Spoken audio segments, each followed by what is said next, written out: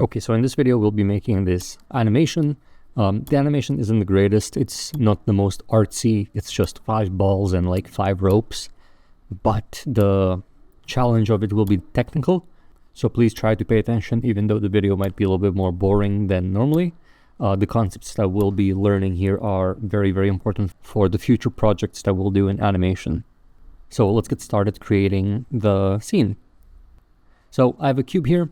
With it selected, I will just say Control-3, that will make the cube into a ball.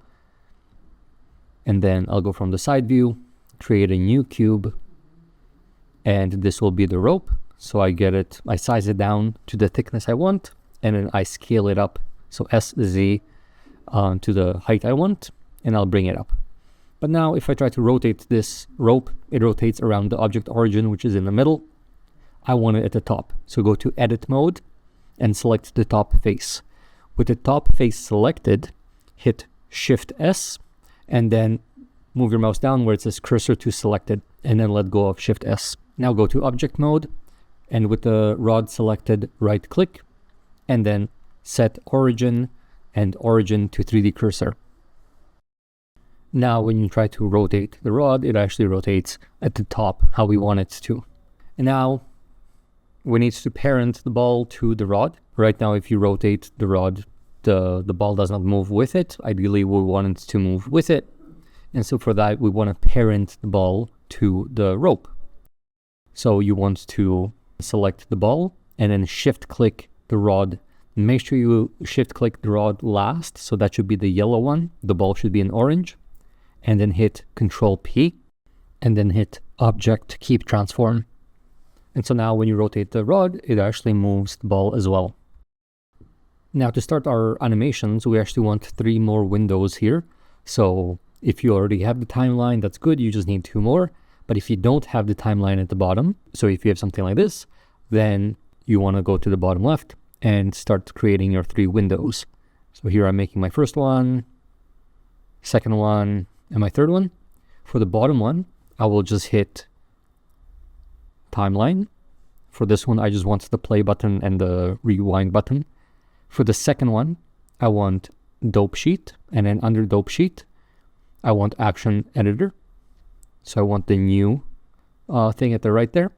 And for the top one, I want the Graph Editor.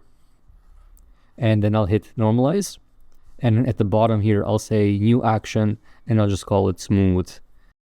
And then hit that little shield thing on the right. Now it's time to actually animate this, and the animation is going to be called Smooth. That's pretty much what we just made.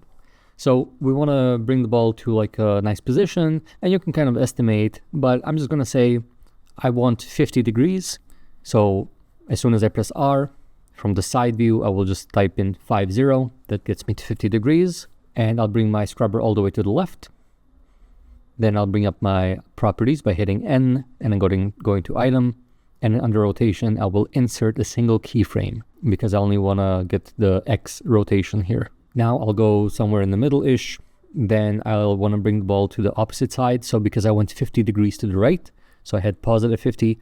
Now I have to insert negative 50 and then hit enter, right click that negative 50, insert a blank keyframe.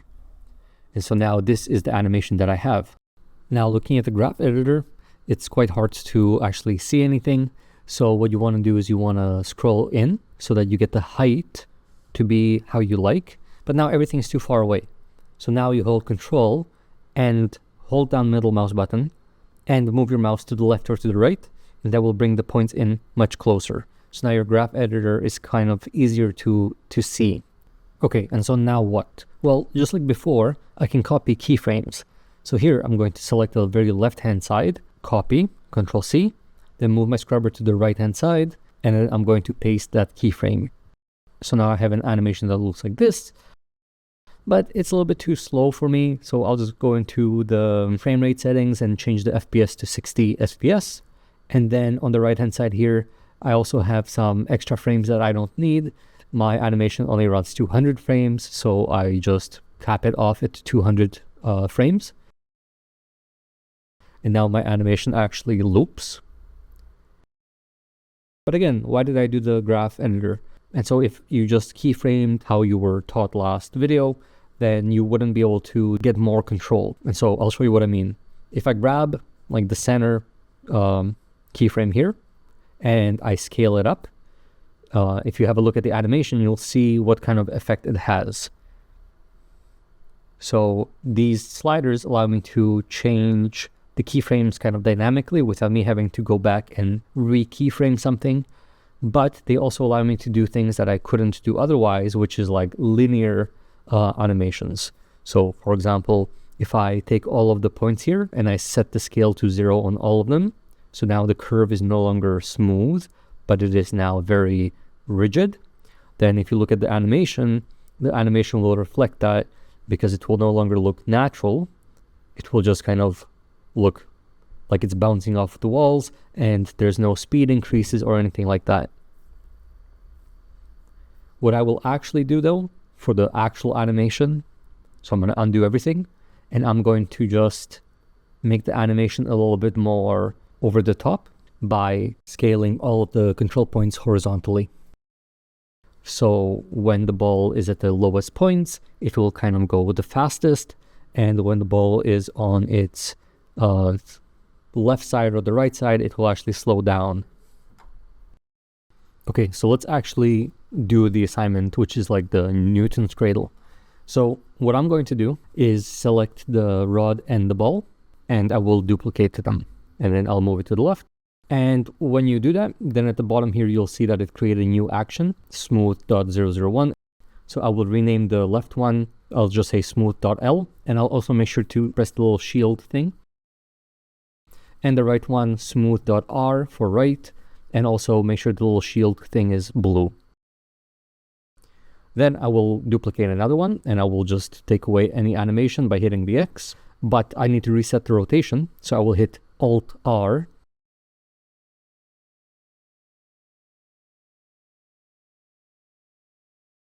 And I'll just duplicate the middle one again. So I have like 3 balls here in the middle, and I'm going to align it a little bit. And now I have to align the left one and the right one. So I'll just move the timeline to where both of them are at the bottom here.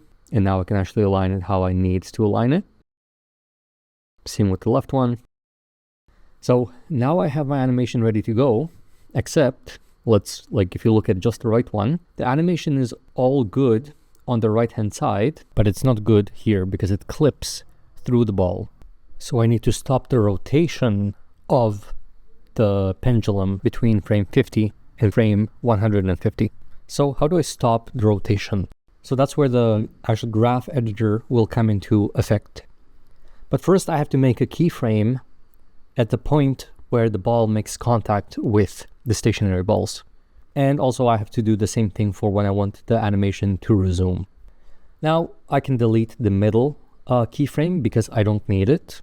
And the last thing that remains is I have to sharpen the curve, because if I don't sharpen it, then if we think about what the curve really means, the curve, the up and down, so the y-axis of the curve really represents the rotation.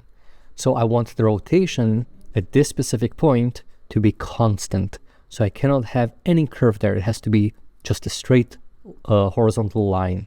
So to do this, click on the keyframe and then select the handle. So don't have the full keyframe selected, just the handle of it. And then you want to scale it to 0. So S and then hit 0. Then do the same thing for the other side. And when you play your animation, you should finally get the result. So you see here, the curve is flat, so there's no rotation. But here, when the curve is round, you actually do rotate. So now the only thing that remains is to do the other side, except in this case, the frames where you want the pendulum to not rotate at all is the opposite. And I'll just include it in the video without any commentary. Once you have this done, your animation will be finished. All you have to do now is give your object a material and then render it. For the rendering, just watch the previous video to set up your file outputs.